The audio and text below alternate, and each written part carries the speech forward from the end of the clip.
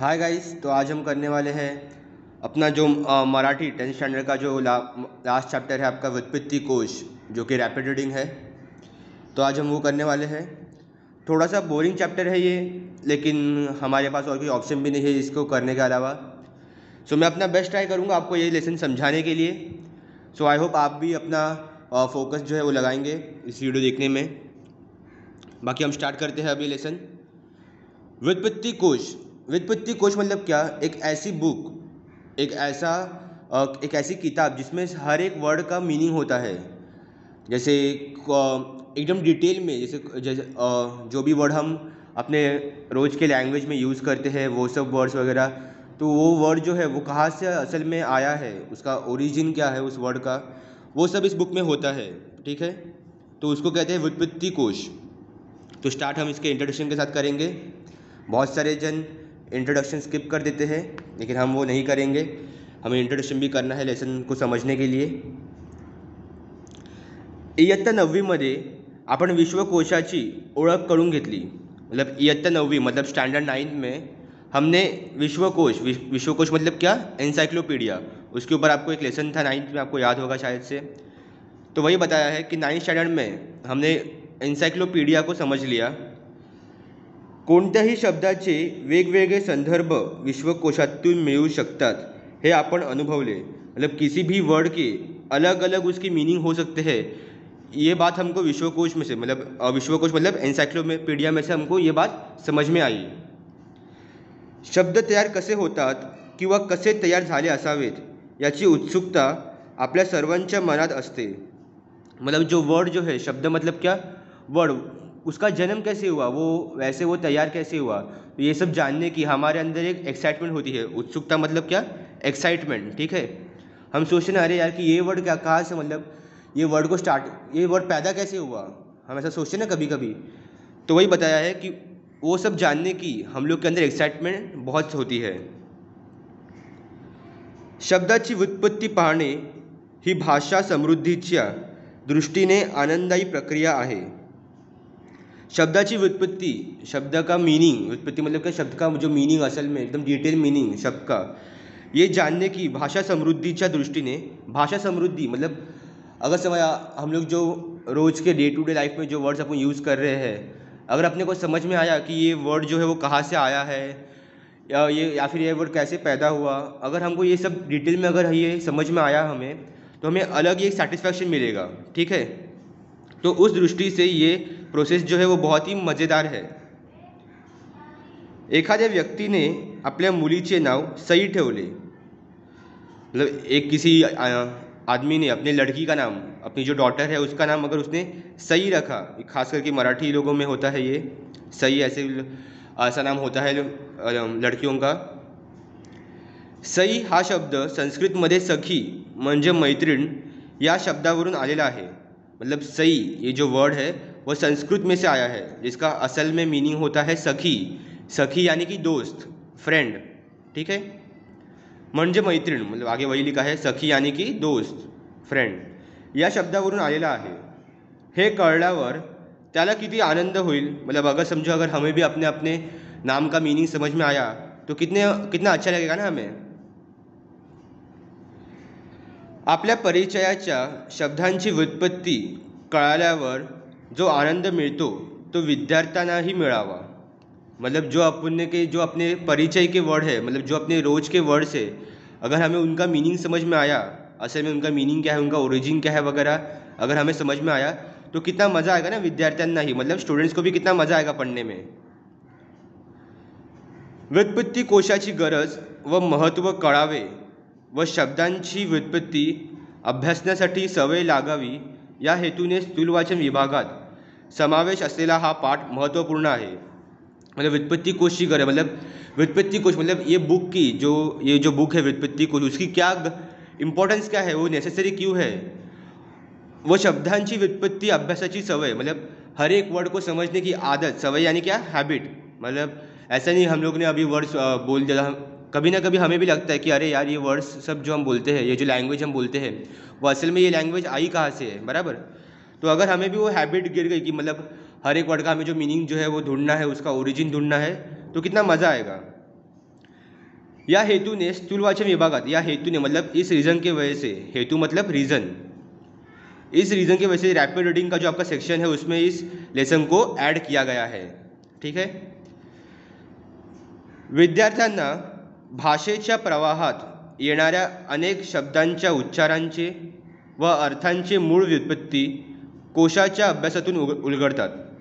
मतलब स्टूडेंट्स को भाषा हम जो बोलते हैं, जो लैंग्वेज हम बोलते हैं, उसके अनेक वर्ड के उच्चार यानी कि प्रोनाउंसिएशन, ठीक है, उच्चारांचे व अर्थांचे मूळ व्युत्पत्ती मतलब उसका जो प्रोनाउंसिएशन, उसका मीनिंग, जो उसका मूल मतलब उसका जो रूट्स है उस वर्ड के, मतलब उसका जो पूरा बेसिक है एकदम, वो कहाँ से है, उसकी व्युत्पत्ति मतलब उसका जन्म कहाँ से हुआ, वो इस कोशातून मतलब इस बुक में अपने को पढ़ने को मिलेगा। उलगडतात मतलब इसके जो राज है वो उस बुक में से खुलते हैं, उलगडतात मतलब। ठीक है। शब्द हा एकच असतो व तो निरनिराळ्या परिस्थितींमध्ये निरनिराळी रूपे धारण करतो। मतलब शब्द जो है वो एक ही रहता है लेकिन अकॉर्डिंग टू सिचुएशन वो बदलता रहता है। ठीक है। जैसे फॉर एग्जांपल अगर मैं कहूँ, अगर मैं बोला कि क्या बोलता है, मतलब तू क्या बोल रहा है, तो ऐसा भी हो सकता है कि मैंने सुना ही नहीं, कि मुझे सुनाई नहीं दिया और मैं इसलिए पूछ रहा हूँ तू क्या बोल रहा है। और अगर उसने सामने वाले ने कुछ ऐसा कमेंट किया होगा जिस पर मैं विश्वास नहीं कर सकता, जिसे मैं बिलीव नहीं कर सकता, तो हम बोलते ना क्या बात कर रहे है तू, क्या बोल रहा है तू सही में। तो वैसे ही हर एक वर्ड का अलग अलग मीनिंग भी अकॉर्डिंग टू सिचुएशन हो सकता है। ठीक है। तो वही बताया, हर एक वर्ड जो है वो निरनिराळ्या परिस्थितीमध्ये मतलब अलग अलग सिच्युएशन्स में निरनिराळी रूपे मतलब अलग अलग रूप धारण करता है वो, व त्या प्रत्येक रूपाला एक किंवा अनेक अर्थ प्राप्त होतात। मतलब उस हर एक रूप को उसके एक या फिर उससे ज़्यादा मीनिंग्स उसको प्राप्त होते हैं। हे विद्यार्थ्यांना समझणे हा या पाठाचा उद्देश्य आहे। मतलब यही ये जो लेसन है इसका जो उद्देश्य है वो यही है कि स्टूडेंट्स को समझना चाहिए कि हर एक वर्ड जो वो कहाँ से आया है या फिर हर एक वर्ड कैसे कौन सी सिचुएशन में यूज़ किया जाता है वो सब। ठीक है। सो हमारे इंट्रोडक्शन का पार्ट हो गया है।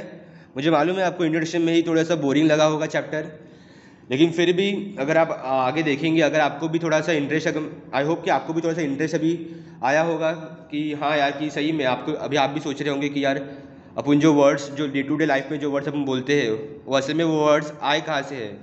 तो अगर आप भी ये जो बुक जो है व्युत्पत्ति कोश, ये आपको कहीं भी बुक डिपो में वगैरह मिल जाएगी ये बुक, इसके अलग अलग सीरीज़ वगैरह होते हैं। सो अगर आपको भी पढ़ने की अगर इच्छा हुई तो आप जा सकते हैं, वहाँ से ये बुक ले सकते हैं, देख सकते हैं इसे।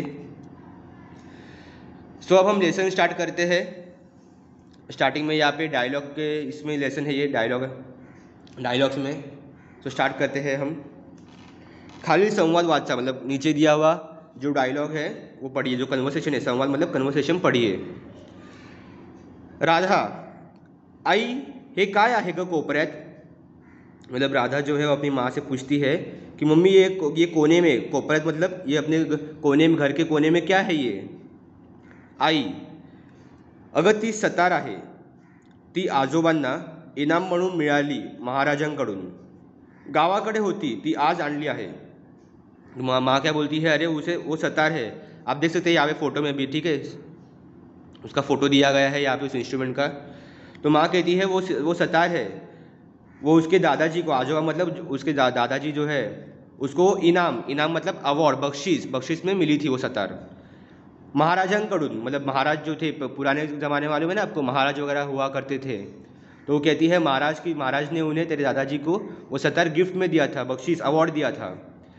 गावाकडे होती ती आज आणली आहे, मतलब इतने दिनों से वो गाँव में पड़ी हुई थी तो उसे आज यहाँ पे लाया गया है। राधा, इनाम म्हणजे काय ग आई। तो वो क्या पूछती है, इनाम मतलब क्या। आई हसून, अगं इनाम म्हणजे बख्शीस। मतलब माँ भी हंसते हुए उसे बोलती है कि इनाम मतलब क्या होता है, बख्शीस होता है, अवॉर्ड। ठीक है। राधा, अगं माझ्या वर्गातील तनया आहे ना, तिचे आडनाव आहे इनामदार। वो कहती है मेरे स्कूल में, मेरे डिवीजन में एक लड़की है तनया, तो उसका जो सरनेम है, आडनाव मतलब सरनेम, उसका सरनेम है इनामदार। आई, हो मला माहीत आहे ती। तो माँ क्या कहती है, हाँ मुझे मालूम है वो, मैं उस लड़की को पहचानती हूँ।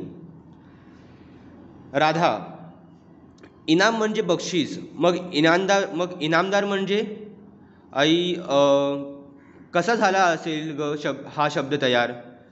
मतलब वो अपनी माँ को क्या पूछती है, अगर इनाम मतलब बख्शिश होता है तो इनामदार मतलब क्या? तो अपनी माँ को पूछती है कि ये जो वर्ड है इसका ये जन्म कैसे हुआ, ये वर्ड का ये वर्ड जो है वो तैयार कैसे हुआ? ऐसा उसकी माँ ऐसा राधा अपनी माँ को पूछती है, ठीक है। आई, थांब, आजोबांच्या खोलीत मराठी व्युत्पत्ती कोश आहे. आपण पाहूया त्यात इनाम शब्द कसा तयार झाला असेल.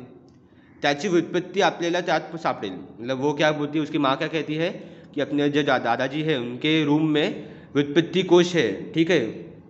तो अपन लोग उसमें जाके देखते हैं कि इनाम ये जो वर्ड है ये तैयार कैसे हुआ और उसका जो असल मीनिंग क्या है, मतलब इसका ओरिजिन वगैरह वो सब क्या है, ठीक है।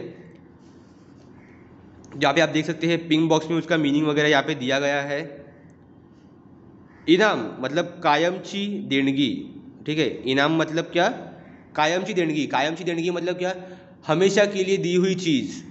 कायमची देणगी मतलब हम जो चीज़ आपको हमेशा के लिए दी गई है। अगर जैसे आपको समझ लो, आपको भी कभी कोई अवार्ड वगैरह मिलता है ना, अगर समझ लो आपने किसी स्कूल फंक्शन में कुछ एक्ट वगैरह कुछ किया रहेगा तो आपको जो अवार्ड मिलता है ना, तो आपके पास तो हमेशा के लिए होता है ना। ऐसा तो नहीं ना कि 2-3 दिन बाद फिर से स्कूल वाले आते हैं और बोलते हैं अरे अभी हमें वो अवार्ड दे दो, आपका नहीं है वो, हमने बस फ़ोटो खींचने के लिए वो अवार्ड आपको दिया था। ऐसा तो नहीं ना करते। तो वैसी कायमची देणगी मतलब हमेशा के लिए दी हुई चीज़। मोफत वतन मतलब फुकट में, मुफ्त मतलब फ्री, विदाउट एनी कॉज, आपने कुछ पे नहीं किया लेकिन आपको मिली हुई कुछ चीज़, ठीक है। बख्शीश मतलब अवार्ड। इंग्लिश में भी उसका यहाँ पे मीनिंग दिया है प्राइस, गिफ्ट, इनाम या फिर ग्रांट, ठीक है। अब यहाँ पे आप देख सकते हैं ब्रैकेट में, छोटे से ब्रैकेट में यहाँ पे है और मतलब अरबी, इसका जो ओरिजिन है, ये वर्ड का जो जन्म हुआ है वो अरबी में हुआ है, ठीक है। इन प्लस आम, ये दोनों वर्ड मिला के वरिष्ठांकडून देणगी, ठीक है। ये दोनों वर्ड्स को मिला के इसको क्या होता है, इन प्लस आम, ये दोनों वर्ड को मिला के इनाम इस शब्द का जन्म हुआ है। तो उसका मीनिंग क्या है? वरिष्ठांकडून मिळालेली देणगी, मतलब अपने से जो बड़ा होता है उनसे मिली हुई हमें कोई चीज़, ठीक है, तो उसे इनाम कहते हैं। आई, बघितलंस का राधा, हे इथे अर लिहिलेलं आहे ना, यहाँ पे दिख रहा है आपको अर लिखा है, वही यहाँ पे बता रही है, अर लिहिलेला आहे ना, म्हणजे हा अरबी भाषेतला शब्द आहे। मतलब ये जो वर्ड है वो अरबी लैंग्वेज का है। आता अपन दार हा प्रत्यय शोधू। अभी अपन दार मतलब इनाम का तो अपने को पता चल गया, अब दार हा प्रत्यय मतलब सफिक्स। सफिक्स मतलब आपको मालूम ही होगा, जो भी वर्ड के लास्ट में जो ऐड होता है तो उसे सफिक्स कहते हैं, बराबर। तो ये वो बता रही है कि दार, अब उसको क्या करना है, वो अपने दोस्त का जो सरनेम है उसको उसका मीनिंग ढूंढना है ना, तब उसको इनाम का तो मीनिंग ढूंढ गया, अब वो दार का मीनिंग ढूंढ रही है। आता अपन दार हा प्रत्यय शोधू, मतलब वो क्या बोल रही है, अभी अपन जो दार है सफिक्स जो है उसका मीनिंग अपन ढूंढते हैं। तो यहाँ पे वो भी दिया गया है, दार स्वामित्व दर्शक फारसी प्रत्यय, मतलब फारसी यानी एक पर्शियन लैंग्वेज में से निकाला गया वर्ड है, ठीक है। इसका जन्म जो है वो पर्शियन लैंग्वेज में से हुआ गया है। और टर्मिनेशन शोइंग पोजेशन, ठीक है। स्वामित्व दर्शक मतलब जिस चीज़ पे हमारा पोजेशन हो, जो चीज़ हमारी खुद की हो, हमारी मालकी की हो, ठीक है, ऐसा उसका मीनिंग होता है। यहाँ पे नीचे देख सकते हैं, यहाँ पे और डिटेल में भी यहाँ पे लिखा गया है उसके बारे में। बघ, दार हा फारसी प्रत्यय आहे, मतलब ये जो दार जो वर्ड है वो फारसी मतलब पर्शियन प्रत्यय सफिक्स है ये, ठीक है। मतलब यहाँ पे होता है प्रत्यय, ठीक है। स्वामित्व दर्शक म्हणजे एखादी गोष्ट एखाद्याजवळ आहे असं दर्शवणारा प्रत्यय। स्वामित्व दर्शक मतलब जिस पे अपना हक है, ठीक है। वो एक ऐसा वर्ड है जिस पे कोई भी चीज़ एखाद्याजवळ आहे, मतलब किसी के पास है वो चीज़, वो दर्शाने वाला, वो जताने वाला वो प्रत्यय है, ठीक है।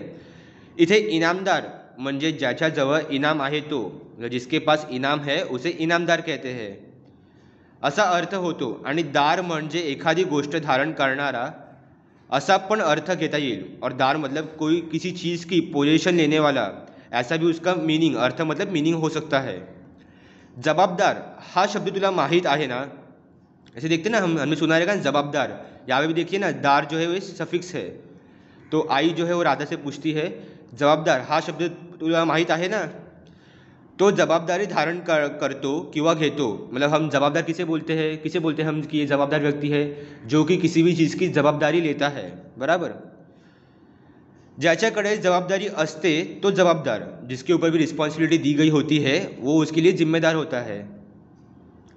तसंच इनामदार म्हणजे ज्याच्याजवळ इनाम आहे किंवा ज्याने इनाम धारण केलेले आहे. मतलब वही जिसके पास इनाम है या फिर जिसको इनाम मिला है, म्हणजेच ज्याला इनाम मिळालेले आहे असा माणूस. मतलब वही जिसको इनाम मिला गया है उसको हम क्या कहेंगे, इनामदार. ठीक है. राधा, आई ही माहिती किती छान आहे, आता मी नेहमी असे शब्द शोधत जाईन.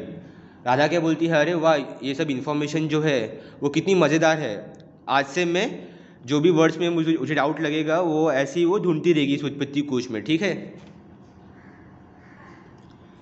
व्युत्पत्ती म्हणजे शब्दाच्या अर्थाचे किंवा शब्दाच्या मुळाचे ज्ञान. व्युत्पत्ती मतलब क्या, किसी भी वर्ड का मीनिंग या फिर शब्दाच्या मुळाचे ज्ञान, मतलब उसका जो जन्म कहाँ से हुआ है, ओरिजिन. मुळाचे मतलब उसका ओरिजिन का इन्फॉर्मेशन. एखाद्या शब्दाच्या मुळाविषयी माहिती देणे म्हणजे व्युत्पत्ती सांगणे. किसी भी वर्ड के बारे में उसके ओरिजिन के बारे में इन्फॉर्मेशन देना, या मतलब क्या, मतलब उसकी व्युत्पत्ती बोलना. अशा अनेक शब्दांच्या व्युत्पत्तींचा संग्रह म्हणजे व्युत्पत्ती कोश. ऐसे ढेर सारे वर्ड्स का कलेक्शन, ऐसे ढेर सारे वर्ड्स की मीनिंग का जो कलेक्शन है, संग्रह मतलब कलेक्शन, उसे ही कहते हैं हम व्युत्पत्ती कोश.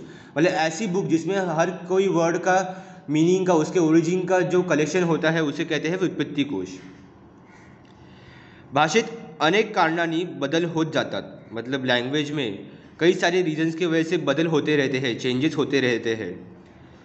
व्युत्पत्ती कोशात या बदलाचे मूळ आपल्याला शोधता येते. मतलब व्युत्पत्ति कोश में अपने को ये जो बदल जो चेंज हुआ है उसका जो ऐसा चेंज क्यों हुआ इसके बारे में हमें वहाँ पे इन्फॉर्मेशन मिलती है. ठीक है. उदाहरण, भाषेमध्ये इतिहासाच्या दृष्टीने जे फरक होतात ते भिन्न भिन्न काळांतील भाषा बोलणाऱ्यांच्या शब्दांच्या उच्चारांचे व समाजामध्ये वापरात आलेल्या शब्दांच्या होणाऱ्या अर्थोचित बदलांचे परिणाम आहेत.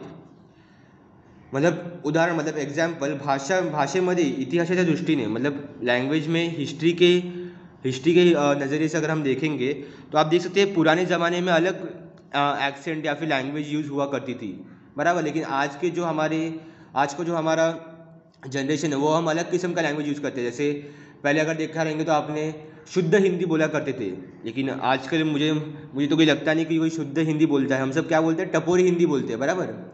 आपको समझने के लिए मैं बता रहा हूँ कि हम कैसी, हमारी जो हिंदी है वो शुद्ध नहीं होती, हम कैसे टपोरी लैंग्वेज में बोलते हैं. तो ऐसे वो चेंज आता रहता है हर एक जनरेशन के हिसाब से बोल लीजिए आप या फिर कैसे भी, लेकिन ये जो चेंज जो है वो आता रहता है. ठीक है. और वो चेंज क्यों हुआ है उसका सब जो इन्फॉर्मेशन है आपको व्युत्पत्ती कोश में मिल जाएगा. च्या दृष्टीने जे फरक होतात ते भिन्न भिन्न मतलब वेरियस काळांतील अलग अलग जनरेशन के भाषा बोलणाऱ्यांच्या शब्दांच्या उच्चारांचे. मतलब ऐसे आप देख सकते हैं आपका जो पुराने ज़माने के जो जैसे दादा दादी देख लीजिए, उनकी जो एक्सेंट उनकी एकदम शुद्ध हिंदी वगैरह रहेगी. ठीक है. हिंदी या मराठी जो कोई भी आपकी मदर टंग रहेंगी वो एकदम शुद्ध रहेंगी, उनकी प्योर रहेगा. लेकिन हम लोग जो बोलते हैं वो बिल्कुल भी प्योर लैंग्वेज नहीं है. ठीक है. उच्चारांचे मतलब उनका प्रोनाउंसिएशन व समाजामध्ये वापरात असलेल्या शब्दांच्या होणाऱ्या अर्थोचित बदलांचे परिणाम आहेत. या फिर समाज में सोसाइटी में जो वर्ड्स यूज़ होते हैं आज तो उनका मीनिंग भी बदल गया है. शब्दांच्या होणाऱ्या अर्थोचित बदलांचे मतलब उनके जो मीनिंग का जो बदल है ये उसका ही परिणाम है कि हमारी भी लैंग्वेज जो है वो बदल गई है. व्युत्पत्ति कोश या बदलाचे स्वरूप स्पष्ट करतो. व्युत्पत्ति कोश में इसी बदल, ये जो चेंज है उसका जो स्वरूप जो है वो स्पष्ट करता है, वो क्लियर करता है कि ऐसा सब चेंज क्यों हुआ. उदाहरण, मराठीतील आग हा शब्द संस्कृतमधील अग्नीपासून आला हे आपल्याला व्युत्पत्ति कोशामुळे कळते. मतलब एग्जाम्पल में कहा है कि मराठी का जो शब्द है ना आग, वो कहाँ से आया है, वो संस्कृत में आया है जिसका इसका असल वर्ड है अग्नि. ये संस्कृत में अग्नि कहते हैं.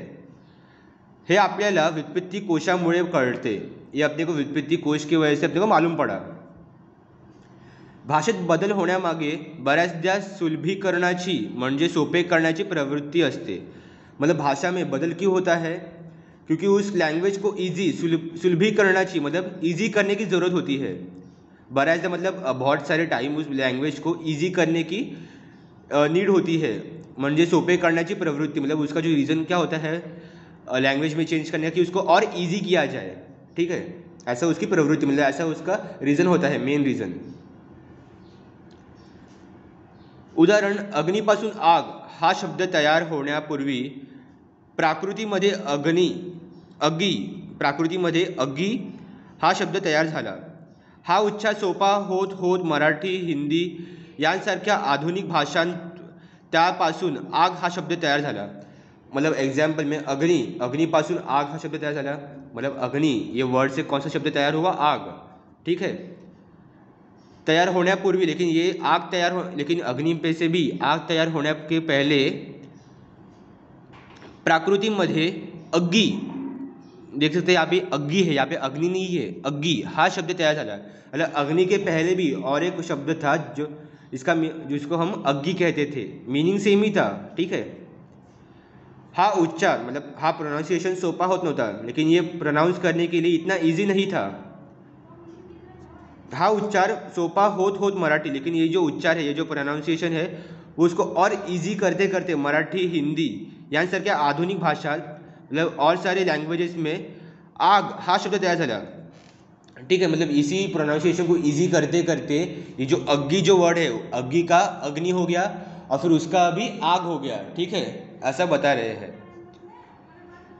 कुठल्याही दोन भाषा बोलणारे भाषक जेव्हा एकमेकांच्या संपर्कात येतात तेव्हा त्यांच्या भाषांतील शब्दांची देवाणघेवाण होते। मतलब कोई भी दो अलग अलग लैंग्वेज बोलने वाले जब दो व्यक्ति फेस टू फेस कन्वर्सेशन करते हैं, तब उनके बीच अपने एक दूसरे के जो उनकी मदर टंग होती है या फिर जो भी वो भाषा बोल रहे हैं, तभी उनके बीच में वर्ड्स का एक्सचेंज होता है, तेव्हा त्यांच्या भाषांतील शब्दांची देवाणघेवाण मतलब एक्सचेंज होता है। अगर समझ लीजिए कोई हिंदी और मराठी में बात करने वाला अगर सामने आ गया फेस टू फेस बात करने, तो उन दोनों की जो वर्ड्स की जो भी हिंदी वाला जो वर्ड्स बोलेगा और जो मराठी में जो वर्ड्स बोलेगा, उनके दोनों के बीच में वर्ड्स के देवाणघेवाण मतलब गिव और टेक हो जाएगा, ठीक है। कोई एक जो दोनों में से भी है, दोनों भी वो अपनी लैंग्वेज देंगे और दूसरी की लैंग्वेज लेंगे भी, ठीक है। कधी कधी व्याकरणिक घटकांची देवगी होते। व्याकरणिक मतलब ग्रामटिक, ठीक है, मतलब ग्रामटिक वर्ड्स की भी देवाणघेवाण यानी कि एक्सचेंज होता है। या सर्वांची नोंद व्युत्पत्ती कोशामध्ये पाहायला सापडते। मतलब इस सबका जो नोंद है, इस सबकी जो नोटिस जो है वो उस बुक में की गई है। शब्दसिद्धीमध्ये आपण हे पाहतोच। अब यहाँ पे देखिए, आप यहाँ पे देख सकते हैं, यहाँ पे कुछ एग्जाम्पल भी दिया है, जैसे भाषा में यहाँ पे है और उसका मूल शब्द क्या है वो है, और मराठी में उसको क्या बोलते हैं वो भी लिखा है। जैसे संस्कृत में देखते हैं, संस्कृत में इसे बोलते हैं तुंड, मूल शब्द मतलब इसका असल वर्ड जो है वो तुंड है, लेकिन मराठी में उसको तोंड कहते हैं, ठीक है। अब देखिए ना, तुंड देखिए ये प्रोनाउंसिएशन के लिए हार्ड पड़ेगा, इसलिए उसको क्या मराठी में इजी कर दिया है, तोंड, ठीक है। कन्नड़ में जो उसका मूल शब्द है तुप्प, इसको क्या कहते हैं, तुप्प, और मराठी में इसे तुप कहते हैं। फिर अरबी का जो वर्ड है इत्र, उसे मराठी में अत्तर कहते हैं, ठीक है। ऐसे ही बताया गया है कि जो अलग अलग वर्ड है उनका जो यहाँ पे ओरिजिन दिया है और वो कहाँ से आए हैं वो सब लिखा है यहाँ पे, और उसको मराठी में हम क्या बोलते हैं वो यहाँ पे लिखा गया है। ऐसे कई सारे वर्ड्स आपको व्युत्पत्ति कोश में मिल जाएंगे जिसका मीनिंग वहाँ पे लिखा रहेगा उनके ओरिजिन के साथ। काळाप्रमाणे शब्दांच्या स्वरूपात, त्यांच्या अर्थात, त्यांच्या परस्पर संबंधात बदल होतात आणि हे बदल अपरिहार्य असतात। मतलब काळाप्रमाणे मतलब टाइम के साथ साथ, वक्त के साथ साथ शब्दांच्या स्वरूपात मतलब वर्ड्स का जो रूप होता है, उनका जो भी वर्ड हम यूज़ करते हैं, त्यांच्या अर्थात उनके मीनिंग में, त्यांच्या परस्पर संबंधात और उनका जो रिलेशन होता है वर्ड्स के साथ, उसमें बदल होते रहते हैं। मीनिंग और वर्ड्स के जो रिलेशन होता है उनमें बदल होता रहता है आणि हे बदल अपरिहार्य असतात, मतलब नॉन स्टॉप, इसको हम कभी रुका नहीं सकते। ये जो वर्ड्स का जो चेंज होता है लैंग्वेज का, उसे हम कभी रोक नहीं सकते। निरीक्षण करा, तुमचे आजी आजोबा बोलत असलेली भाषा, तुमचे आई बाबा बोलत असलेली भाषा, तुम्ही आणि तुमच्या भावंडांची भाषा, तुम्ही आणि तुमच्या मित्रांमधील भाषा। मतलब निरीक्षण करा, मतलब वो क्या कहता है लेखक कि आप ऑब्जर्व कीजिए आपके जो दादा दादी है ना उनकी लैंग्वेज आप कभी देखिए, या फिर कभी आपकी जो डैड और मॉम है उसकी उनकी भाषा आप देख लीजिए कभी, या फिर कभी आपका जो भाई है, आपके जो भाई या सिस्टर्स वगैरह जो भी है उनकी भाषा आप देख लीजिए. तुम्ही आणि तुमच्या मित्रांमधील भाषा, मतलब आप और आपके जो फ्रेंड्स हैं उनकी उनकी लैंग्वेज देख लीजिए. उदाहरण व्हाट्सअप की भाषा, मतलब एग्जाम्पल उन्होंने दिया है कि व्हाट्सएप में हम जो लैंग्वेज यूज़ करते हैं ना वो लैंग्वेज भी आप देख लीजिए एक बार, ठीक है. जैसे हम व्हाट्सएप में क्या करते हैं, बहुत सारे शॉर्ट फॉर्म वगैरह यूज़ करते हैं. जैसे गुड मॉर्निंग बोलना रहेगा तो GM लिखते हैं, अगर गुड नाइट बोलना रहेगा तो क्या GN बोलते हैं, बराबर. अगर हमें हमारे पास अभी बात करने के लिए टाइम नहीं रहेगा तो हम ऐसा नहीं कहते कि टॉक टू यू लेटर, ऐसा पूरा नहीं लिखते, हम क्या लिखते हैं TTUL, बराबर. तो ऐसी टाइम के साथ साथ ऐसी चेंज जो है वो आते रहता है. या सगळ्यात खूप फरक आहे हे तुमच्या लक्षात आलंच असेल. मतलब ये जो जनरेशन के जो लैंग्वेज है उनके बोलने के तरीके में बहुत सारा फ़र्क है, ये तो आपको अब तक समझ में आया ही होगा. कधी कधी पूर्वी अस्तित्वात असलेल्या एखाद्या शब्दाचा अर्थ हळूहळू बदलत जातो किंवा मूळ अर्थाबरोबरच आणखी एखादा अर्थ भाषेमध्ये स्थिरावत जातो. मतलब कभी कभी क्या होता है, जो पूर्वी मतलब पुराने ज़माने से जो वर्ड अस्तित्व में है उसका आहिस्ते आहिस्ते क्या होता है, उसका जो अर्थ जो है हळूहळू मतलब उसका जो मीनिंग है वो आहिस्ते आहिस्ते चेंज होता है किंवा मूळ अर्थाबरोबरच आणखी एखादा अर्थ, मतलब जो उसका पहले से जो अर्थ है वो तो रहता ही है उसके साथ, लेकिन जो और एक जो अर्थ जो है उसके साथ जुड़ जाता है, उसी वर्ड के साथ उसका और एक मीनिंग जुड़ जाता है. अर्थ भाषेमध्ये स्थिरावत जातो और ये जो उसका जो चेंज जो होता है वो इसके साथ परमानेंटली हो जाता है उस वर्ड के साथ, ठीक है. उदाहरण शहाणा या शब्दाचा अर्थ पूर्वी हुशार, बुद्धिमान, चालाक असा होता. मतलब एग्जाम्पल उन्होंने दिया है कि शहाणा ये जो वर्ड है उसको पहले उसका मीनिंग क्या हुआ करता था, जैसे होशियार मतलब इंटेलिजेंट, होशियार, बुद्धिमान, चालाक, मतलब मालूम है ना आपको, शहाणा मतलब इंटेलिजेंट, ऐसा उसको पहले कहा जाता था. हा शब्द सज्ञान या शब्दावरून आला असावा असे व्युत्पत्ति कोशातून दिले आहे. व्युत्पत्ति कोश में बताया गया है कि ये जो वर्ड है सज्ञान शब्द में से आया है, ठीक है. आता मूळ अर्थ व्यतिरिक्त शहाणाचा अतिशहाणा असा अर्थसुद्धा रूढ होत आहे. लेकिन उसके जो मूल अर्थ है उसके अलावा शहाणा जो है उसका ऐसा भी मीनिंग जुड़ चुका है कि अतिशहाणा मतलब कुछ ज़्यादा ही, मतलब ओवर स्मार्ट. अतिशहाणा यानी ओवर स्मार्ट. हम कहते हैं ना ये कुछ ज़्यादा ही शाना बन रहा है, ऐसा हम कहते हैं ना कभी कभी. तो वही हमें क्या कहना होता है कि ये कुछ ज़्यादा ही ओवर स्मार्ट गिरी दिखा रहा है, ठीक है. तो ऐसा और एक उसका जो मीनिंग जो है वो उसके साथ जुड़ गया है शहाणा के साथ. असा शब्द सुद्धा रूढ होता है, मतलब ऐसा वर्ड भी आजकल यूज हो रहा है. काही काळाने याची नोंद व्युत्पत्ति कोशात दिसण्याची शक्यता है और कुछ टाइम के बाद इस वर्ड की जो नोंद है मतलब इसकी नोटिस भी उस वर्ड व्युत्पत्ति कोश में की जाएगी, ठीक है. एकाच अर्थाचे शब्द निरनिराळ्या संदर्भात निरनिराळी रूपे धारण करतात. मतलब एक ही वर्ड का जो अर्थ है वो अलग अलग संदर्भ में अलग अलग रूप धारण करते हैं. अभी यहाँ पे उसके कुछ एग्जाम्पल दिए गए हैं. जैसे देखिए शब्द अनेक अर्थ एक, मतलब ये बहुत सारे वर्ड्स हैं लेकिन उनका जो अर्थ है वो एक ही है. जैसे देखिए वात, पवन, मरुत, समीर, अनिल, ये सब जो वर्ड्स है इनका मीनिंग एक ही है जो कि है वारा, ठीक है. वारा यानी हवा, एयर. लेकिन ये आपने समानार्थी में भी देखा रहेगा, समाधि शब्द में, कि जब वारा आपको दिया जाता है तब उसके अलग अलग ऐसे आपको आगे मीनिंग्स भी दिए गए रहते हैं लेकिन उसका जो अर्थ है वो एक ही है. वेगवेगळ्या संदर्भात वापर, मतलब अलग अलग सिचुएशन में जब कब इसका वापर मतलब इसका कब यूज़ किया जाता है. आपने सुना रहेगा ना पवन चक्की, लेकिन कभी आपने ऐसा सुना है वात चक्की? नहीं. कभी आपने ऐसा सुना है अनिल चक्की? नहीं. हम सिर्फ उसे पवन चक्की ही कहते हैं. हाँ, लेकिन आपने ऐसा सुना रहेगा वात चक्र या फिर समीर चक्र सुना है आपने? नहीं, ठीक है. मतलब वही अलग अलग संदर्भ में अलग अलग ये जो वर्ड्स है वो यूज़ किए जाते हैं लेकिन उनका मीनिंग एक ही होता है, लेकिन फिर भी हम कुछ स्पेसिफिक वर्ड्स ही वहाँ पे यूज़ करते हैं, ठीक है. यहाँ पे नीचे देखिए, तसेच समान दिसणाऱ्या शब्दाचे अर्थ वेगवेगळे असतात. मतलब वैसे ही जो वर्ड एक ही होता है लेकिन उसके अर्थ अलग अलग हो सकते हैं. जैसे देखिए यहाँ पे क्या लिखा है, पाठ. अब पाठ का यहाँ पे अर्थ देखिए, वेगवेगळे अर्थ देखिए उसका. माझी पाठ दुखते आहे, मतलब यहाँ पे हम क्या कहते हैं, मेरी जो पीठ है, पीठ मतलब मेरी जो बैक है वो दुख रही है. पाठ मतलब शरीराचा अवयव है. मतलब एक बॉडी पार्ट, ऐसा यहाँ पे उसका मीनिंग है पहले सेंटेंस में। लेकिन अब यहाँ पे इसका सेकंड सेंटेंस देख लीजिए, हा पाठ सोपा है। हा पाठ सोपा है मतलब ये जो लेसन है, ये सेंटेंस में क्या बताया गया है कि ये जो पाठ का, ये वर्ड का मीनिंग मतलब लेसन है, पाठ मतलब पुस्तकातील धडा, ठीक है। मतलब हम कहते हैं ना मराठी में कि हा पाठ खूब सोपा है वगैरह, तो वैसे ही एक वर्ड के अलग अलग मीनिंग भी हो सकते हैं, ठीक है। व्युत्पत्ति कोश कसा पाहावा, मतलब व्युत्पत्ति कोश को कैसे समझना चाहिए हमें, वो देखते हैं। आपल्याला एखाद्या शब्दाबद्दल कुतूहल निर्माण झाले तर आपण व्युत्पत्ति कोश पाहतो। मतलब हमें अगर किसी भी वर्ड को लेके क्यूरियोसिटी जनरेट हुई अगर हमारे अंदर कि यार ये वर्ड के बारे में हमें जानना है वगैरह, तो हम व्युत्पत्ति कोश देखते हैं। उदाहरण, दिवाळी हा शब्द कुठून आला असेल, मतलब एग्जाम्पल दिवाळी, ये जो फेस्टिवल आपने सुना ही देगा ये वर्ड दिवाळी, ठीक है। तो ये जो फेस्टिवल हो, ये नाम दिवाली, ये नाम कहाँ से निर्माण हुआ, देखते हैं। अब यहाँ पे दिया गया है, लिखा है यहाँ पे बॉक्स में, दिवाळी स्त्री, यहाँ पे शॉर्ट फॉर्म में लिखा है स्त्री मतलब स्त्रीलिंग, ठीक है। दिवाळी ये वर्ड जो है वो स्त्रीलिंग है।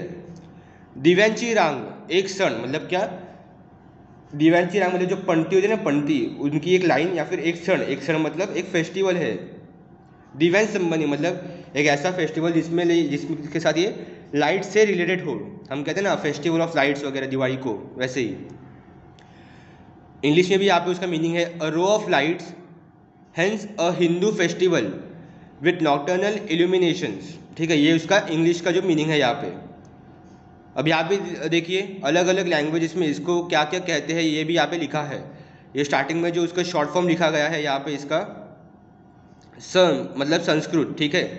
संस्कृत में इसे दीपावली कहते हैं या फिर दीपाली भी कहते हैं। मतलब संस्कृत होता है इसका शॉर्ट फॉर्म। प्रा मतलब प्राकृत में इसे दिवाली कहते हैं या फिर दीपावली भी कहते हैं, ठीक है। बन देख रहे हैं यहाँ पे, बन मतलब बंगाली में इसे क्या कहते हैं, दिव्याली, दिउयाली। फिर उड़ीसा में देखिए इसे क्या कहते हैं, दियाली। और फिर हिंदी और पंजाबी में इसे दिवाली कहते हैं। और फिर सिंधी में इसे डियारी कहते हैं। और गुजराती में इसे दिवाली कहते हैं। ऐसे वहाँ व्युत्पत्ति कोश में आपको हर एक वर्ड के अलग अलग लैंग्वेज से क्या बोलते हैं उसको आपको डिटेल में इंफॉर्मेशन वहाँ पे मिल जाएगी। तो वही एक वर्ड का यहाँ पे एग्जाम्पल उसको दिया गया है हमें, ठीक है। सो वही इसी बॉक्स को यहाँ पे नीचे भी एक्सप्लेन वही किया गया है जो मैंने आपको अभी बताया, वही एक्सप्लेन यहाँ पे भी किया गया है। देखते हैं हम क्या लिखा है यहाँ पे। दिवाळी हा शब्द आपण पाहिला, दिवाळी ये वर्ड अपने अभी देख ही लिया है। मूल संस्कृत शब्द मतलब असल में जो वर्ड है वो संस्कृत है। दीपावली पासून तो आला है, और इसका जो निर्माण कहाँ से हुआ, दीपावली इस वर्ड से ये इसका निर्माण हुआ है। संस्कृत शब्द दीपावली चा ली रस्व असला तरी मराठीत तो दीर्घ लिहितात। मतलब संस्कृत में जो वर्ड है दीपावली, उसका जो ली है, जो इसकी जो आपको दिख रहा है ये वेलांटी, ये साइड है, उसको क्या कहते हैं हम, रस्व, ठीक है। वो क्या कहता है, जरी वो रस्व असला तरी मराठीत तो दीर्घ लिहितात। लेकिन मराठी में जब हम लिखते हैं दिवाळी तब उसको हम दीर्घ लिखते हैं, मतलब ये साइड होती है उसकी वेलांटी, बराबर। या शब्दांतील दी व ली दोन्ही दीर्घ आहेत। मतलब जो मराठी में जो वर्ड है दिवाळी, उसका जो मराठी में जो वर्ड है दीपावली, उसका जो दी और ली दोनों भी क्या है, दीर्घ मतलब क्या, ये साइड होती है उसकी वेलांटी, ठीक है। पण दिवाळी हा शब्द मराठी आहे, लेकिन दिवाळी जो है ये शब्द क्या है, मराठी है। संस्कृत में हम इसे क्या कहते हैं, दीपावली कहते हैं, लेकिन मराठी में हम इसे दिवाळी कहते हैं। थोड़ा सा कन्फ्यूजिंग है, लेकिन अगर आप ध्यान देंगे तो आपको ये समझ में आ जाएगा। त्यात दी हा रस्व येतो हे लक्षात घेणे आवश्यक आहे। लेकिन जो मराठी में हम जो होते हैं ना दिवाळी, उसमें जो दी की जो वेलांटी है वो रस्व होती है, मतलब ये साइड होती है, देख सकते हैं आप यहाँ पे, बराबर। विश्वकोशातील ह्या शब्दाची नोंद पाहिल्यावर कणसातील मजकूर पाहताना हे नक्की काय आहे असे तुम्हाला वाटले असेल। विश्वकोशातील मतलब एनसाइक्लोपीडिया में जब ये शब्द की नोंद आपने जब देखा, तब कंसातील मजकूर मतलब ब्रैकेट में जो इन्फॉर्मेशन दी है, कंसातील, कंस मतलब ब्रैकेट, ब्रॅकेट में जो इन्फॉर्मेशन मजकूर मतलब जो माहिती इन्फॉर्मेशन जो दी है पाहताना हे नक्की काय आहे असे तुम्हाला वाटले असेल. मतलब जो ये दिख रहा है आपको, ये ब्रैकेट में जो लिखा है ना, आपको भी लग रहा है अरे यार ये सब क्या लिखा है, ये ह्रस्व दीर्घ मतलब ये सब क्या है, बराबर. पण शब्दांची लघुरूपे आहेत हे कळल्यावर, अच्छा यहाँ पे ये जो ब्रैकेट है ना, ये लोग ये ब्रैकेट की बात कर रहे हैं, ठीक है, ये ब्रैकेट नहीं ये जो ब्रैकेट है यहाँ पे ऊपर, पण ही शब्दांची लघुरूपे आहेत हे कळल्यावर आणि त्यांची मूळ रूपे समजल्यावर तुम्हाला ते सोपे वाटेल आणि आपला शब्द थोडेसे रूप बदलून इतर भाषांच्या अंगणातही बागडतो हे कळल्यावर मजाही वाटेल. मतलब पण ही शब्दांची लघुरूपे मतलब शॉर्ट फॉर्म्स, जैसे मैंने आपको बताया ना, स मतलब संस्कृत, प्रा मतलब प्राकृत, बराबर, ब मतलब बंगाली वगैरह, तो वही. पण ही शब्दांची लघुरूपे मतलब शॉर्ट फॉर्म्स, लघुरूपे मतलब शॉर्ट फॉर्म आहेत हे कळल्यावर आणि त्यांची मूल रूपे समझल्यावर और उसकी जो असल मतलब उसका जो ओरिजिन है वर्ड का, ये समझने के बाद अपने को जो है वो और भी इजी लगता है, सोपे वाटे, मतलब अपने को ये सब समझने में और भी इजी हो जाएगा. आणि आपला शब्द थोडेसे रूप बदलून इतर भाषांच्या अंगणातही बागडतो आहे हे कळल्यावर मजाही वाटेल. मतलब अपना ही शब्द, अपने ही मदर टंग का जो शब्द है वो थोड़ी सी बस अपनी थोड़ा सा जो अपना स्ट्रक्चर है वो चेंज करके थोड़ा सा अपने खुद को ढाल के किसी और लैंग्वेज में वो वहाँ पे भी यूज़ हो रहा है, ये अपने को समझने का कितना मज़ा है, कितना अच्छा लगेगा. मतलब अपना ही शब्द किसी और के आंगन में नाच रहा है, मतलब किसी और के आंगन में ऐसा कुछ नहीं, मतलब कोई और भी इसे यूज़ करता है अपनी लैंग्वेज में, ये समझने के बाद कितना मज़ा आएगा अपने को, ऐसा लेखक बताना चाहता है, बराबर. व्युत्पत्ती कोशात अन्य भाषात तो शब्द कसा आला आहे हेही दाखवले असते. मतलब व्युत्पत्ति कोश में अन्य लैंग्वेज मतलब डिफरेंट लैंग्वेज में से जो शब्द किसी अगर ओरिजिन का रहेगा लेकिन वो किसी और लैंग्वेज में कैसे आया उसकी भी वहाँ पे नोटिस की गई है. वरच्या उदाहरणात शब्दांची लघुरूपे आलेली आहेत ती जाणून घेणे आवश्यक आहे. मतलब ऊपर जो उदाहरण, मतलब ऊपर जो ये एग्जाम्पल है ना येलो बॉक्स में, उसमें जो उदाहरण दिया है उसकी लघुरूपे मतलब उसके शॉर्ट फॉर्म्स कहाँ से आए ये भी जानना बहुत ज़रूरी है. शब्दात सुरुवातीला शब्दाची जात लिहिलेली असते, मतलब शब्द में उसकी स्टार्टिंग में उसकी जो जात है वो लिखी होती है. नामाच्या बाबतीत मात्र पुलिंग मतलब नाउन की इसमें, लेकिन वहाँ पे पु मतलब पुलिंगी, स्त्री मतलब स्त्रीलिंगी और न या फिर नपु मतलब नपुसकलिंगी ऐसे लिहिलेले असते. ठीक है, जैसे यहाँ पे देखा आपने दिवाली, ये वर्ड के और आगे क्या लिखा था, स्त्री, मतलब क्या है वो स्त्रीलिंग है. ठीक है, तो वहीं पे जो ऊपर जो शॉर्ट फॉर्म यूज़ किए गए हैं उसका यहाँ पे अभी फुल फॉर्म में आपको बताया गया है डिटेल में. दिवाळी हा स्त्रीलिंगी शब्द असल्याने स्त्री हे लघुरूप पाहायला मिळते. मतलब दिवाळी ये जो वर्ड है वो स्त्रीलिंग है, इसलिए दिवाळी के आगे वहाँ पे ब्रैकेट येलो बॉक्स में स्त्री ऐसा लघुरूप, ऐसा स्त्रीलिंग का शॉर्ट फॉर्म स्त्री वहाँ पे लिखा गया है. त्यानंतर वेगवेगळ्या भाषांसाठी लघुरूपे वापरलेली दिसतात. फिर उसी के साथ अलग अलग लैंग्वेजेस के लिए भी ऊपर शॉर्ट फॉर्म्स लिखे गए, यूज़ किए गए हैं. स मतलब संस्कृत, प्रा मतलब प्राकृत, ये मैंने आपको ऊपर भी बताया है. ब मतलब बंगाली, ओ मतलब उड़िया, ही मतलब हिंदी, प मतलब पंजाबी और सिंह मतलब सिंधी और गु मतलब गुजराती. ठीक है, या व्यतिरिक्त कोशकार कधी एखाद्या शब्दामागचा इतिहास सांगतात. इसके अलावा कभी कभी जो कोशकार है, कोशकार मतलब जिसने वो व्युत्पत्ति कोश लिखा है, जिसके मदद से व्युत्पत्ति कोश लिखा गया है, वो कभी कभी उस वर्ड का इतिहास मतलब उस वर्ड के पीछे जो हिस्ट्री है, ये वर्ड कैसे निर्माण हुआ वगैरह, अगर उसको जो लिखने वाले को मालूम होगा तो वो भी उसके अलावा ये भी इन्फॉर्मेशन उसमें लिखी गई होती है. कधी कधी एखाद्या शब्दाची अन्य कोणी मांडलेली वेगळी व्युत्पत्ति सांगून ती त्यांना योग्य वाटते की नहीं हेही सांगतात. मतलब कभी कभी अगर किसी ने अपनी भी राय मांडी मतलब किसी ने अपनी भी राय दी होगी, जिसने भी व्युत्पत्ति कोश लिखा है, आपको मालूम है ये किसी एक इंसान का काम तो हो नहीं सकता. ये इतनी बड़ी बुक लिखना कोई मतलब कोई हलवा तो नहीं है ये कि इतनी बड़ी बुक अकेला आदमी लिख सकता है. ठीक है, तो इसके पीछे भी बड़ी टीम होती है उनके साथ. ठीक है, तो वही बता रहे जो व्युत्पत्ति कोश जो लिखता है, अगर किसी ने उसको उसी वर्ड का कोई और भी मीनिंग बताया होगा तो वो भी उस बुक में लिखा गया होगा कि ये वर्ड का मीनिंग जो है वो सही है या गलत, वो भी वहाँ पे लिखा गया है व्युत्पत्ति कोश में. ठीक है, व्युत्पत्ति कोशाचे कार्य, मतलब व्युत्पत्ति कोश का असल में काम क्या है, देखते हैं यहाँ पे। शब्दाचे मूळ रूप दाखवणे, मतलब जो वर्ड है उसके ओरिजिन बताना। अर्थांतील बदल स्पष्ट करने, मतलब अर्थ, मतलब हर एक वर्ड का जनरेशन के हिसाब से कैसे उसका जो अर्थ है, उसका मीनिंग जो है वो बदलता गया है, वो स्पष्ट, वो क्लियर करना। उच्चारातील बदल व फरक दाखवणे, मतलब उच्चार मतलब प्रोनाउंसिएशन में जो बदल हुआ है और क्या डिफरेंस है वो दिखाना। और फोर्थ है बदलांचे कारण स्पष्ट करने, मतलब असल में ये चेंज हुआ क्यों है, ये जो बदल है ये हुआ क्यों है, ये सब उसमें बताया गया है। तो ये चार उसके कुछ मेन रीजन्स है व्युत्पत्ति कोश के बारे में। यांपैकी पहिल्या दोन बाबींचा अगदी थोडक्यात सोदाहरण परिचय पाठात आलेला आहे। मतलब ये जो दो है ना, ये जो ऊपर के मेन दो है, फर्स्ट और सेकंड, खास करके ये दो जो है वो आपको इस लेसन में दिया गया है। पहिल्या दोन बाबींचा अगदी थोडक्यात, मतलब कहा है कि अगदी मतलब एकदम कम आपको जो है यहाँ पे बताया गया है, इसकी कम इन्फॉर्मेशन, मतलब जितना कम से कम हो सके उतनी इन्फॉर्मेशन आपको यहाँ पे बताई गई है। कम से कम मतलब कितना भी, जितना शॉर्ट में हो सके, वरना इसकी इतनी इन्फॉर्मेशन है कि शायद से आपकी पूरी टेक्स्ट बुक भी कम पड़ जाए, ठीक है। लेकिन आपके लिए जितना शॉर्ट हो सके उतना ये करके यहाँ पे इन्होंने बताया है।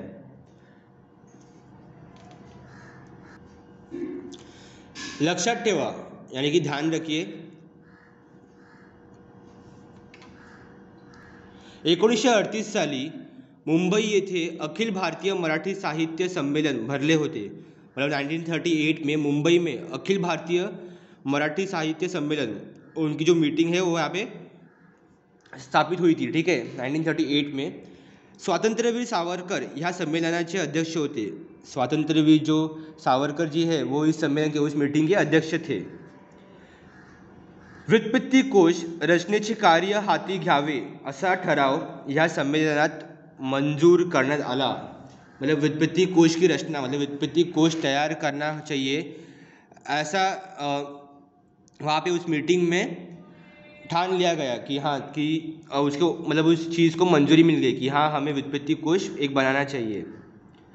कृ पांग कुलकर्णी यांच्यावर या कार्याची जबाबदारी सोपवण्यात आली। मतलब ये जो काम की जो जिम्मेदारी है वो कुलकर्णी जी पे छोड़ दी गई कि आप ये बनाइए व्युत्पत्ति कोश की, आप जो है स्थापना कीजिए, ठीक है, वो बनाना आप स्टार्ट कर दीजिए, उसके ऊपर रिसर्च करना।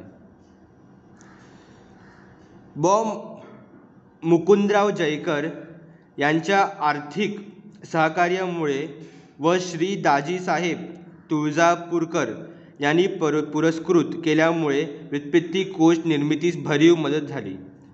मतलब मुकुंदराव जयकर, इन्होंने जो है फाइनेंशियल हेल्प, आर्थिक सहकार्य, मतलब इन्होंने जो है फाइनेंशियल हेल्प की, मतलब इतना सारा रिसर्च वगैरह करना, इसके लिए पैसा तो लगेगा बराबर, तो उसके फाइनेंशियल जो हेल्प है वो मुकुंदराव जयकर जी ने की, ठीक है।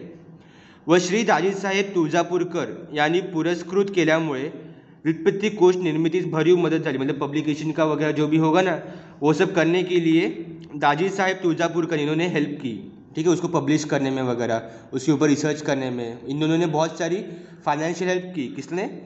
मुकुंदराव जयकर और दाजी साहेब तुळजापूरकर जी ने। फिर 1946 देख सकते हैं आप, 1946 साली या मराठी व्युत्पत्ति कोशाचे पहले प्रकाशन झाले। मतलब देखिए 1938 में यहाँ पे इन्होंने डिसाइड किया कि व्युत्पत्ति कोश बनाएंगे, और फिर 1946 में मतलब 8 साल के बाद इसका प्रकाशन हुआ, मतलब ये पब्लिश हुआ, प्रकाशन हुआ मतलब पब्लिश हुआ ये, ठीक है।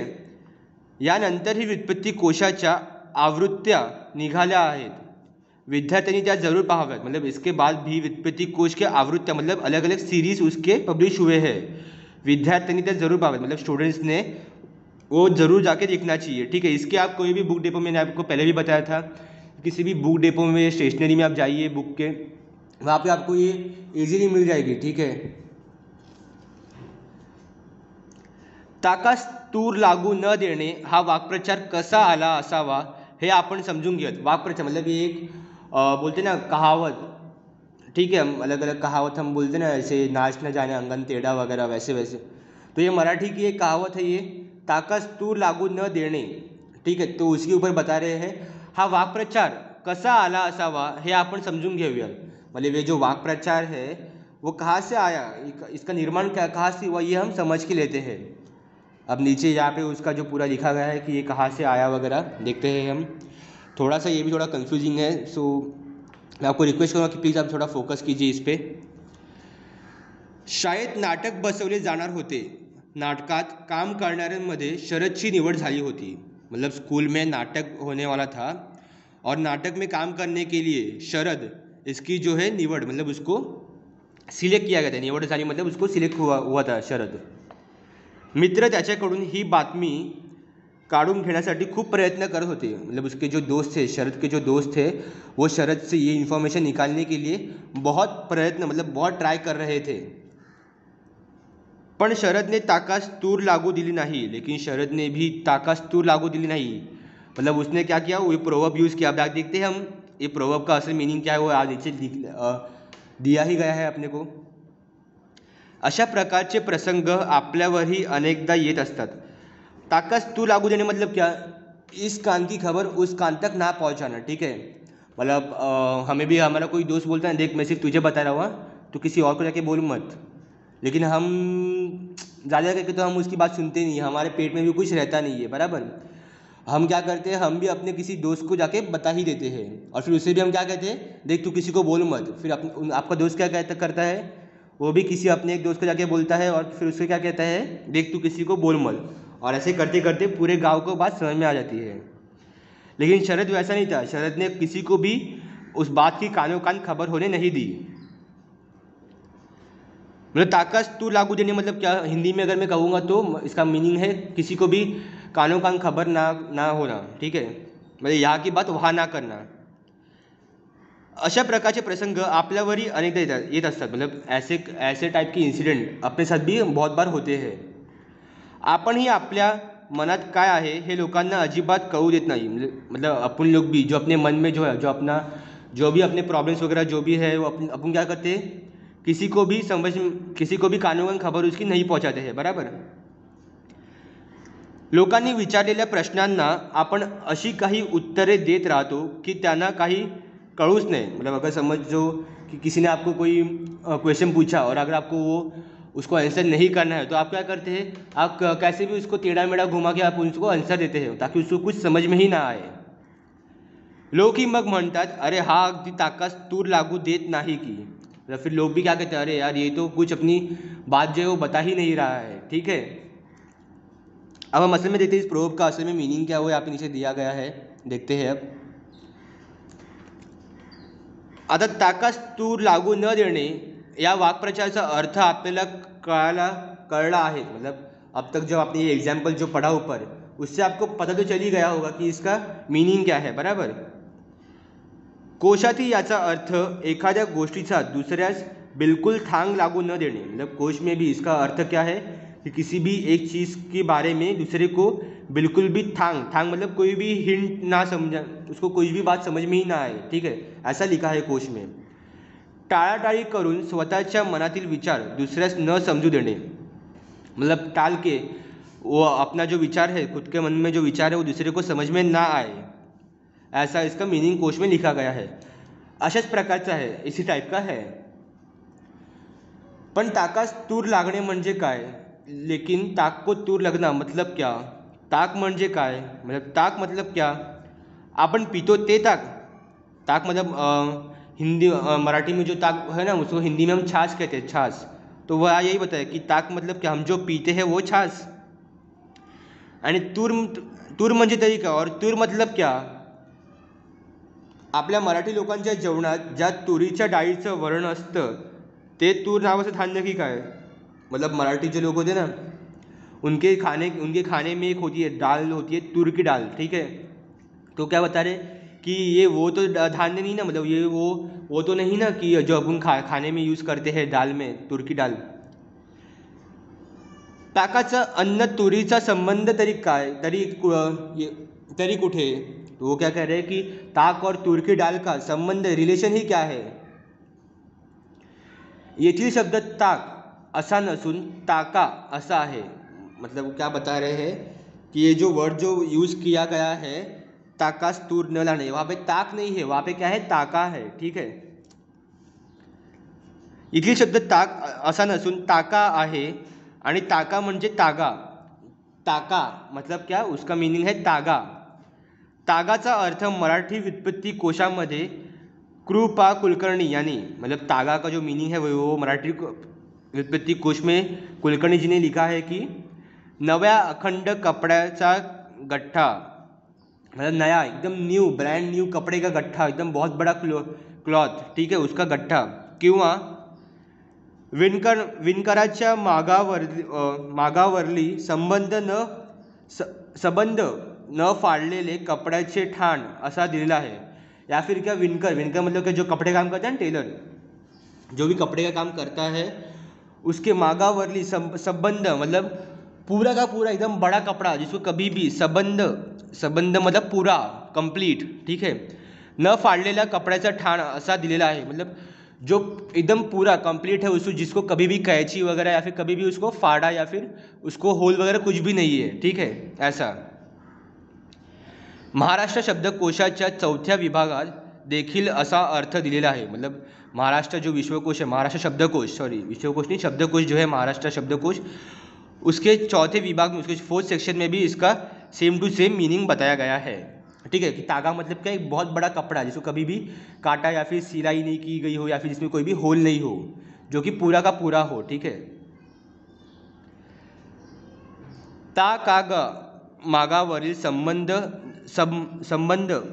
न फाड़लेले कापड़, मतलब पूरा का पूरा कपड़ा जो कभी भी फटा हो, जिसको कभी भी कैची ना लगी हो. कापड़ इत्यादि ठाण, दोरा धागा, और सेकेंड मीनिंग क्या है उसका, दोरा या फिर धागा. दोरा धागा मालूम है आपको, धागा मतलब थ्रेड. आता तूर या शब्दाचा महाराष्ट्र शब्दकोशात तला अर्थ पाहू. मतलब तूर ये जो शब्द है इसका महाराष्ट्र कोश में क्या अर्थ है ये देखते हैं. तूर म्हणजे एक प्रकारचं द्विदल धान्य, हा अर्थ तर आहेच. मतलब तूर मतलब एक धान्य तो है ही वो, ठीक है, पण ह्या शब्दाला दूसरा ही एक अर्थ आहे तो असा. लेकिन ये जो वर्ड है तूर है, उस वर्ड को और एक अर्थ और एक मीनिंग भी है, वो देखते हैं क्या है. तूर, विणलेले वस्त्र ज्या लाकडाभोवती गुंडाळलेले जाते ते लाकूड. कोष्ट्याची दांडी, मतलब विणलेले जो भी कपड़ा होता है ना, जो भी बनाया हुआ कपड़ा होता है, जो लकड़ी के राउंड में जो घुमाया जाता है. आपने देखा रहेगा पुराने ज़माने में, जो हम देखते हैं ना गांधी जी के टाइम पे वगैरह, उस ज़माने में आपने देखा रहेगा जो कपड़ा जो है वो कैसे गोल गोल लकड़ी की इसमें जो है घुमाया गया रहता है, बराबर, जो उसको बांधा गया रहता है, उसको फोल्ड नहीं करते, क्योंकि फोल्ड करेंगे तो उस पर मालूम है ना आपको, अगर आपने भी देखा रहेगा कोई भी जो शर्ट वगैरह आप रखेंगे आप फोल्ड करके, तो अगर आप उसको 6 महीने बाद वगैरह देखेंगे तो फोल्ड की जो है लाइन उसके अंदर आ जाएगी, बराबर. तो इसलिए वो क्या बताया है कि उसको लकड़ी के राउंड में उसको घुमाते हैं. विणलेले वस्त्र ज्या लाकडाभोवती गुंडाळले जाते ते लाकूड, मतलब कौन सी लकड़ी, जिसके आसपास जो कपड़ा जो है वो उसको घुमाया लपेटा हुआ जाता है. कोष्ट्याची दांडी, मतलब वही कपड़े को राउंड किया हुआ है दंडी. कृपा कुलकर्णी यांनी आपल्या मराठी व्युत्पत्ति कोशात तूरचा असाच अर्थ दिलेला है. और जो कुलकर्णी जी है उन्होंने भी अपने मराठी व्युत्पत्ति कोश में ऐसा ही उसका मीनिंग बताया गया है. तर ताका किंवा तागा आणि तूर या शब्दांचे आपल्याला नेहमी माहीत असलेले अर्थ न घेता इथे हे विणकराच्या व्यवसायातले अर्थच ध्यानात घ्यावे हवेत. मतलब ताक और जो तूर है, ये इनका जो मीनिंग है जो अपने को नेहमी माहीत असलेले, मतलब हमें हमेशा से क्या लगा था कि ताक मतलब क्या, जो अपन छाछ पीते हैं वो, और तूर मतलब क्या, जो दाल में होती है तूर की दाल वो. लेकिन उसका ये मीनिंग जो हम रोज में यूज़ करते हैं वो उसका मीनिंग नहीं है. लेकिन इसका मीनिंग क्या है, जो विणकराच्या, मतलब जो टेलर जिसका जो सिलाई का काम होता है ना, विणकर, उसके बिजनेस में, व्यवसाय मतलब उसके बिजनेस में जो यूज़ होता है उसका मीनिंग हमें लेना है. कारण विणकराच्या मागावरचा ताका किंवा तागा हा वास्तविक तुरेवर म्हणजेच लाकडाभोवती गुंडाळलेला जायला हवा. मतलब कारण विणकरच्या मागावरचा, मतलब जो विणकर, जो टेलर जो होता है, जो कपड़े काम करता है, वो क्या करता है, जो कपड़ा जो होता है वो हमेशा लकड़ी के अराउंड ही वो उसको लपेटता है. लाकडाभोवतीच गुंडाळला जायला हवा, ठीक है। मतलब जो कपड़ा जो है वो क्या बोलते हैं, वो हमेशा लकड़ी के भोवती ही उसको गुंडाळते हैं, उसको रोल करते हैं। पण ताकाचा तूर नामक वस्तूशी संबंधच येऊ द्यायचा नाही। लेकिन ताका मतलब कपड़ा और लकड़ी का अपने आप से संबंध ही नहीं करना चाहिए, मतलब उसके अंदर जो है वो कोई भी रिलेशन नहीं होना चाहिए। ताका व तूर यांचा संबंध टाळायचा, मतलब ताका कपड़ा और जो लकड़ी है उनका संबंध, ठीक है, वो हमें अवॉइड करना चाहिए। टाळायचं मतलब अवॉइड करना चाहिए। म्हणजे कापड आणि ज्या लाकडाभोवती ते गुंडाळायचे ते लाकूड यांचा संबंध टाळायचा। यहाँ भी वही बताया है, जो कापड़ जो है, कापड़ मतलब क्लॉथ, जो बड़ा कपड़ा है, और लाकूड मतलब लकड़ी, जो उनको जो गुंडाळना मतलब उनको रोल करना, ठीक है। जो लकड़ी की भोवती जो कापड़ मतलब क्लॉथ जो है जो रोल करते हैं, उनका संबंध, उनका जो रिलेशन है वो अपने को टाळना चाहिए। म्हणजे जे काम खरोखर अपेक्षित असते, व्हायला हवे असते, पण होणे रास्त असते, तेच मुद्दाम होऊ द्यायचे नाही, असा याचा अर्थ आहे। मतलब इसका मीनिंग क्या है, जो काम होना चाहिए वह हम लोग होने ही नहीं देते। मतलब इसका ऑल राउंड मतलब ओवरऑल इसको क्या बताना है, ये जो लाइन है नीचे उसको क्या बताना है कि हम भी सोचते हैं कि अरे यार ये काम, कि हमें जो खबर मिली है वो हमें किसी और को बतानी नहीं चाहिए, लेकिन क्या होता है, हमसे रहा नहीं जाता कभी कभी, ठीक है, बराबर, हमसे कभी कभी रहा नहीं जाता और हम वो बात किसी और को बता ही देते हैं। मतलब यहाँ भी वही बताया है कि जो विंडकर होता है वो कपड़ा और जो होते हैं लकड़ी, वो उन दोनों में संबंध नहीं करना चाहता, लेकिन मतलब उनका कोई रिलेशन नहीं है, लेकिन क्या होता है, क्योंकि किसी को मतलब उस कपड़े को फोल्ड ना होने के लिए उनका रिलेशन होना ही पड़ता है, ठीक है, ताकि वो क्या कपड़े पे जो है फोल्ड ना हो जाए, ठीक है, इसलिए उसको राउंड राउंड उसको घुमाते हैं लकड़ी के आजू बाजू में। तो ऐसा इस लाइन का नीचे अर्थ होता है। म्हणजे ते काम खरोखर अपेक्षित असते, व्हायला हवे असते, होणे रास्त असते, होणे रास्त असते मतलब होना जरूरी होता है उस काम का, तेच मुद्दामून होऊ द्यायचे नाही, लेकिन उस काम को ही हम जानबूझ के होने नहीं देते हैं, ऐसा याचा अर्थ आहे, ऐसा उसका मीनिंग है। आई नो कि ये जो पूरा जो हिस्सा है ये थोड़ा सा कन्फ्यूजिंग है, थोड़ा सा नहीं लेकिन बहुत ज़्यादा थोड़ा कन्फ्यूजिंग है, लेकिन अगर आप भी ध्यान देंगे तो आपको समझ में आ ही जाएगा, ठीक है। सो आई होप आपको ये लेसन समझ में आया होगा। मुझे भी मालूम है बहुत ही बोरिंग चैप्टर है ये एक, लेकिन हमारे पास भी कोई ऑप्शन नहीं है, ठीक है। सो अगर आपको ये वीडियो अच्छा लगा होगा तो प्लीज़ लाइक शेयर और कमेंट ज़रूर कीजिए। Thank you.